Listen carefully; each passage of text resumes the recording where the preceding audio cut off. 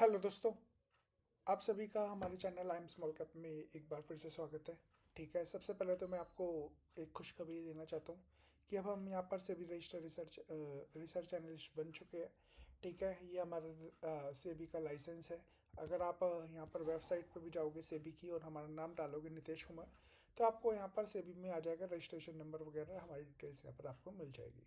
तो अब हम यहाँ पर सेबी से रजिस्टर्ड हो चुके हैं।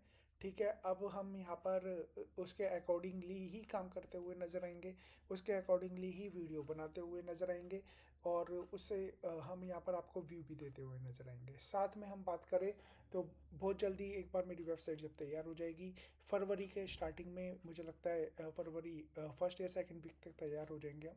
तब मैं यहाँ पर आपको अपने प्लान्स भी यहाँ पर लॉन्च कर दूँगा। बड़े अफोर्डेबल पर प्लान्स होंगे जहाँ पर आप जो भी चाहता है वो यहाँ पर ज्वाइन कर सकता है। सो यही मुझे न्यूज़ देनी थी सबसे पहली बात। तो आशा आप सभी का I am small cap investor इसमें स्वागत है। हमारा दूसरा चैनल है नितेश कुमार, उसे भी यहाँ पर सब्सक्राइब कर लीजिएगा। बेल आइकन को हिट ऑल के नोटिफिकेशन को ऑन कर लीजिएगा। बाइंग सेलिंग की बिल्कुल भी कोई रिकमेंडेशन नहीं है, अपने फाइनेंशियल एडवाइजर खुद की स्टडी करना है, चीज़ें सीखनी है, समझनी है, उसके लिए हम यहाँ पर बैठे ही हुए हैं। ठीक है, साथ में आपको मैं एक लिंक दूंगा नीचे, आप हमारे टेलीग्राम चैनल पे वहाँ पर जुड़ सकते हैं, जहाँ पर हम मार्केट से रिलेटेड अपडेट देते रहते हैं डेली। यहाँ पर मॉर्निंग में आपको अपडेट मिला करेगी। नीचे डिस्क्रिप्शन में यहाँ पर आपको लिंक मिल जाएगा। फ्री ऑफ कॉस्ट है, कोई पैसे देने की ज़रूरत नहीं है। सिंपल नीचे जाओगे, वहाँ पर आपको मार्केट्स के बारे में अपडेट मिलती हुई नज़र आएगी। तो ये आपके लिए मैंने फ्री कर दिया है। बाकी जो सर्विसेज होंगी, ठीक है ना, वो बड़े अफोर्डेबल प्राइस पे मैं आपके लिए लाऊंगा, ताकि सबको यहाँ पर ग्रो कर सके, सबको यहाँ पर मार्केट की रिसर्च का फ़ायदा उठा सके, मार्केट के बारे में यहाँ पर जान सके। तो आज हम यहाँ पर जिससे रिलेटेड बातें करने वाले हैं उसका नाम है मार्केट। खुद मार्केट ही कि मार्केट में एग्जैक्टली चल क्या रहा है। ठीक है, मार्केट में तेजी हो रही है, मंदी हो रही है, क्या करना है क्या नहीं करना है, उससे रिलेटेड हम यहाँ पर बातें करने वाले हैं। तो एक एक करके हम सारे पैरामीटर को यहाँ पर जानेंगे। मेरे नया ट्विटर का मैंने अकाउंट भी बनाया, उसका लिंक भी मैं नीचे दे दूंगा, उसे भी यहाँ पर जाके सब्सक्राइब करिएगा। आगे चल के वहाँ पर भी चीज़ें मैं डालता हुआ नजर आऊँगा। ठीक है, आपके लिए मार्केट्स के लिए बड़ी सारी चीज़ें यहाँ पर मैं आगे वाले टाइम में लेट के आने वाला हूँ। टाइम लग रहा है क्योंकि मैं एक खुद ही हूँ, अकेला ही हूँ, तो मैं उसके हिसाब से यहाँ पर काम कर रहा हूँ। जैसे ऐसे प्रोसेस होते जा रहा है, मैं कोशिश कर रहा हूँ कि जल्दी हो, बट जितना टाइम लग रहा है वो तो लग ही रहा है। देखिए, मार्केट की बात करें तो मार्केट में लगातार गिरावट है। यहाँ पर आप जाएंगे FIDS की एक्टिविटी में, तो आपको यहाँ पर पता चलेगा कि लगातार गिरावट हो रही है। लगातार FIs है जो बेचते हुए नज़र आ रहे हैं। अभी तक यहाँ पर कल की डेट तक, आज का डेटा अभी आना बाकी है, लगभग 34,000 करोड़ का यहाँ पर माल बेचा है।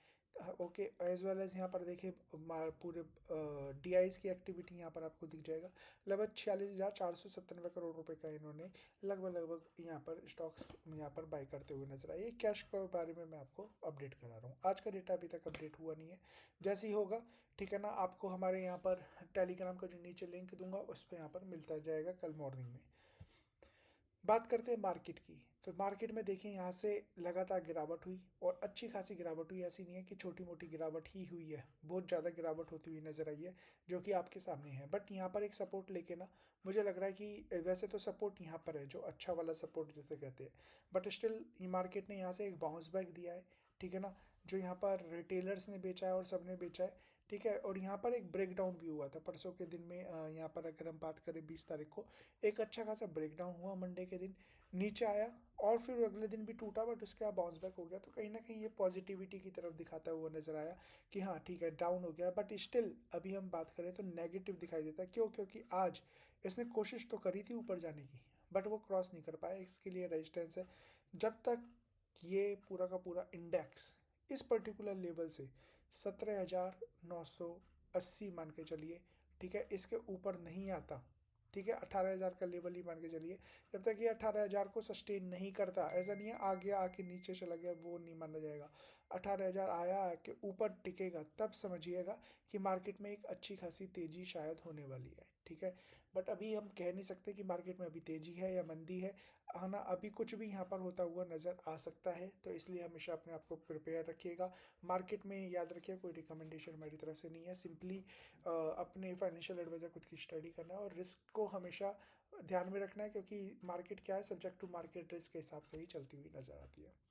यहाँ पर देखें तो यहाँ पर RSI बड़ा नीचे है, जो कि हमें बता रहा है कि ओवरसोल्ड जोन में है। तो यहाँ पर मार्केट तो देखिए ओवरसोल्ड जोन में है, ऑलरेडी गिरी पड़ा है। स्टॉक्स का देखें तो बहुत ज़्यादा करेक्शन आया हुआ है, ठीक है, अच्छे खासी तरीके से मार्केट टूटा हुआ है, तो वो भी आप यहाँ पर देख सकते हैं। जब इस तरीके से होता है तो मार्केट में बाउंस बैक की चांसेस भी रहते हैं। और इसके अलावा यहाँ पर हम देखा जाए तो यहाँ पर मार्केट में पॉजिटिव न्यूज़ भी आ रही है, जहाँ पर ट्रम्प, ठीक है ना, क्योंकि सारा करा धरा क्या है, ट्रम्प की वजह से ही है। जहाँ पर एक ये मोर देन 80 ईयर्स का आदमी है, 79 ईयर्स का आदमी है, इसने पूरी दुनिया को इधर उथल पुथल मचा रखा है, एक नशे में चूर है ये इंसान, ठीक है ना।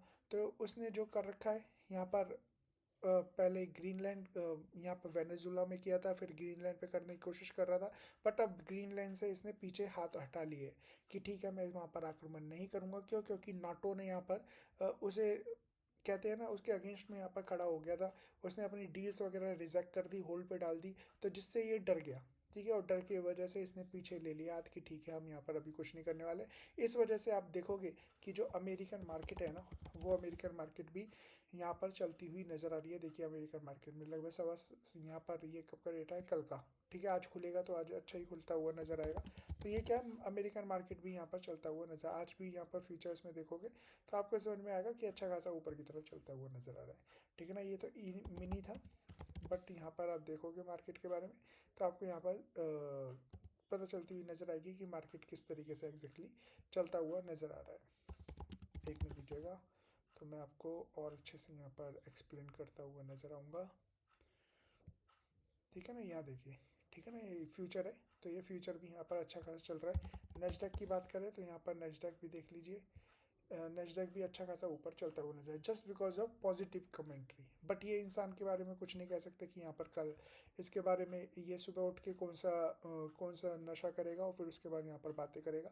तो इसलिए थोड़ा सा सतर्क रहना है। तो जब तक है तब तक यहाँ पर हमारे जैसी जो छोटी इकोनॉमी, तो यूँ तो छोटी इकोनॉमी मानी जाएगी इनके अगेंस्ट में, तो कहीं ना कहीं उस चीज़ का इफेक्ट पड़ता है, अदरवाइज इसका कोई इफेक्ट भी ना पड़े। मिड कैप की बात कर लेते हैं। मिड कैप की अगर हम बात करें, ठीक है, तो यहाँ पर मिड कैप 100 हम यहाँ पर लेंगे। तो निफ्टी मिड कैप 100 की बात करें, देखिए इसने भी आज कोशिश करी थी, ये लेवल्स मॉर्निंग में मैंने खुद दे दिए थे, अपने टेलीग्राम चैनल पर जाके देखिएगा कि मार्केट में क्या हो रहा है, कि ये कोशिश कर रहा है ऊपर जाने की, ठीक है। ऊपर जाने की कोशिश करने के बाद ये यहाँ तक आया, आने के बाद ये नीचे आ गया। जब तक ये इसके ऊपर सस्टेन नहीं करेगा, और सबसे इंपॉर्टेंट क्या है कि ये जब तक इस पर्टिकुलर 60,000 के ऊपर नहीं जाएगा या फिर ब्रेकआउट होके 7,800 और 900 के ऊपर नहीं टिकेगा, तब तक तेजी मानना थोड़ा सा बेकार की बात रहेगी। एक बार या फिर यहाँ पर कंसोलिडेशन हो जाए अच्छा खासा कुछ दिनों का, और फिर उसके बाद जाए, तो चांसेस रहेंगे कि हाँ इस बार शायद ब्रेक करने के लिए ये आ रहा है। तो मौका कहीं ना कहीं मिलेगा आपको, अपने स्टॉक्स की स्टडी करना है, अपनी अलग अलग चीज़ों की स्टडी करना है, तब आपको और ज़्यादा अच्छे से पता चलता हुआ नजर आएगा। निफ्टी 50 की बात करें, निफ्टी 50 देखिए कोशिश कर रहा है ऊपर जाने की, बट स्टिल जैसे निफ्टी 50 मिड कैप और स्मॉल कैप ने किया था, सेम एज इट इज़ ने किया है, अभी भी वीक है, ठीक है ना। जब तक ये इस पर्टिकुलर लेवल से ऊपर नहीं जाता, लगभग 25,350 को मान लीजिए, इसके ऊपर सस्टेन नहीं करता, तब तक मुझे लगता है वीकनेस ही बनी रहेगी, ठीक है ना। और इसे ऊपर जाना ज़रूरी है, तभी जाके यहाँ पर कुछ अच्छा खासा मैं कह सकता हूँ। बट हाँ, एक सपोर्ट नज़र आता है, ओवरसोल्ड जोन है, ठीक है ना, 200 DMA का यहाँ पर इसने सपोर्ट ले रखा है, तो इस चीज़ को ध्यान रखना है। निफ्टी बैंक की बात कर लेते हैं। देखिए निफ्टी बैंक PSU की वजह से ऊपर चल रहा है, क्योंकि PSU जितने भी बैंक है ना, वो अच्छा परफॉर्म करते हुए नज़र आ रहे हैं। जो उनके रिजल्ट है, बहुत सारी कम बैंक्स के अच्छे रिजल्ट आते हुए नज़र आ रहे हैं, इस वजह से यहाँ पर ये कोशिश कर रहा है। बट यहाँ पर ये भी अभी वीक है, याद रखिएगा, ये भी अभी क्या है, वीक है। अगर यहाँ पर थोड़ी सी भी गिरावट होती है ना, तो ये दोबारा लगभग 56,500 तक कभी भी आता हुआ दिखाई दे सकता है, या फिर पहला जो सपोर्ट लेवल बनेगा वो 57,600 के आसपास बनेगा। तो निफ्टी बैंक में थोड़ा सतर्क रहना है, बट बड़ा स्ट्रॉन्ग इंडेक्स है, इस चीज़ को याद रखना है। क्यों? क्योंकि यहाँ पर हम देखेंगे ना, निफ्टी PSU बैंक, तो निफ्टी PSU बैंक आज भी 2% के आसपास यहाँ पर भागता हुआ नजर आया है। तो कुछ ना कुछ, जैसे SBI हो गया है ना, 2-3 स्टॉक्स है जो यहाँ पर निफ्टी 50 और निफ्टी बैंक दोनों में यहाँ पर होल्डिंग रखते हुए नजर आते हैं, तो आपको उस हिसाब से यहाँ पर देखना है, ठीक है ना। अब बात करें और किसी इंडेक्स की, तो आप यहाँ पर दूसरे इंडेक्स भी देख सकते हैं। आज मोस्टली देखा जाए तो थोड़ा बहुत बाउंस बैक था, जो ज़्यादा पिटे थे उनका ज़्यादा बाउंस बैक था, जिनका कम था उनका कम था। ठीक है ना। आईटी की बात करें, आईटी में ऐसा हर्षोल्लास नहीं है, बट मुझे क्या नज़र आता है, मुझे नज़र आता है आईटी में एक ब्रेकआउट है इस लेवल का 39,517 को। जिस दिन ये क्रॉस करेगा ना, उस दिन हम कुछ हरियाली मानते हुए नजर आएंगे। पॉजिटिव है, ठीक है ना, बट अभी स्ट्रांग नहीं है इतना। स्ट्रांग बनेगा ये 39,466 के ऊपर जाएगा। अब जब इंडेक्स के बारे में बात की जाती है ना, तो इंडेक्स को कहीं ना कहीं आपको स्टॉक से रिलेट करके देखना है। फिर वहाँ पर आपको आपकी एक वॉच लिस्ट बनानी है, उस हिसाब से यहाँ पर देखना है कि कौन सा यहाँ पर इसके अकॉर्डिंग बिहेव कर रहा है।